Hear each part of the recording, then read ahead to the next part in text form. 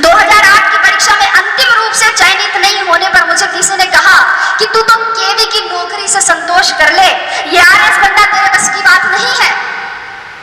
तो एक दूसरे मित्र ने कहा कि गिर को गिर रे कंथड़ा, हिरण पशु घी खाए, आंख चले और पून भगे, घोड़ा सुआ को जाए।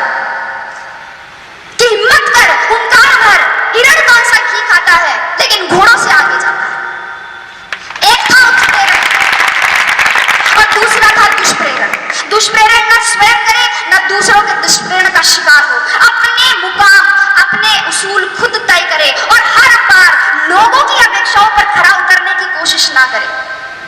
एक बार रात के समय एक दुकानदार बंद करने वाला था कि एक कुत्ता उसके पास में आया। कुत्ते के मुंह में थैली थी और उसमें कुछ सामान की लिस्ट थी। दुकानदार ने थैली ली, उसमें सामान डाला, बाकी पैसे डाले और सामने रख दी। कुत्ते ने थैली मुंह में उठाई और चल दिया। दुकानदार से रहा नहीं गया, वह आश्चर्यचकित होकर कुत्ते के पीछे पीछे गया, ये जानने के लिए कि इतने समझदार कुत्ते का मालिक कौन है। कुत्ता कुछ देर बस स्टॉप पर खड़ा रहा, बस आई, उसमें चढ़ गया। कंडक्टर पास आते ही उसने गर्दन बेल्ट में कुछ पैसे और घर का पता था। कंडक्टर ने उसे टिकट दे दी, बाकी पैसे बेल्ट में वापस रख दिए। जो ही अपना स्टॉप नजदीक आया, कुत्ता बस में आगे की तरफ आ गया, पूंछ हिलाकर इशारा किया। बस रुकने पर कुत्ता उतर गया और आगे चल दिया। दुकानदार भी उसके पीछे पीछे चला। कुत्ते ने अपने पैर से 2-3 बार दरवाजा खटखटाया। मालिक बाहर निकल कर आया और उसने लाठी से कुत्ते की पिटाई की। आप सोच रहे होंगे कि क्यों? मालिक भी सोच रहा था। उसने पूछा इसका कारण, तो मालिक ने कहा बदतमीज ने सारी नींद खराब कर दी, चाबी लेके नहीं जा सकता था, गधा कहेगा।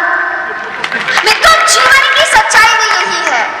लोगों की आपसे अपेक्षाओं का कोई अंत नहीं है। जरा सा आप चूके कि आप में बुराइयां निकाल देंगे और पिछली सारी अच्छाइयों को भूल जाएंगे। इसलिए आप तो बस अपना कर्तव्य कर्म करें, आगे बहुत सी कठिनाइयां हैं। माझी तेरी कश्ती के तलबदार बहुत है, माझी तेरी कश्ती के तलबदार बहुत है, इस पार कुछ मगर उस पार बहुत है। जिस शहर में खोली है तूने शीशे की दुकान, उस शहर में पत्थर के खरीदार बहुत है।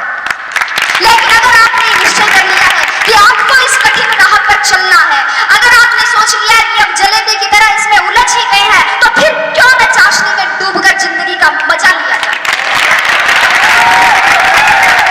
मेरे कहने का मतलब इतना ही है कि अपनी मेहनत को सफलता के मुकाम तक पहुंचाइए।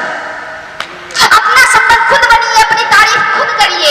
बुराई करने के लिए तो पूरा जमाना बैठा है। जिन लोगों की नजरों में बुरे हैं, आप कह दे उन्हें कि वे नेत्रदान कर सकते हैं।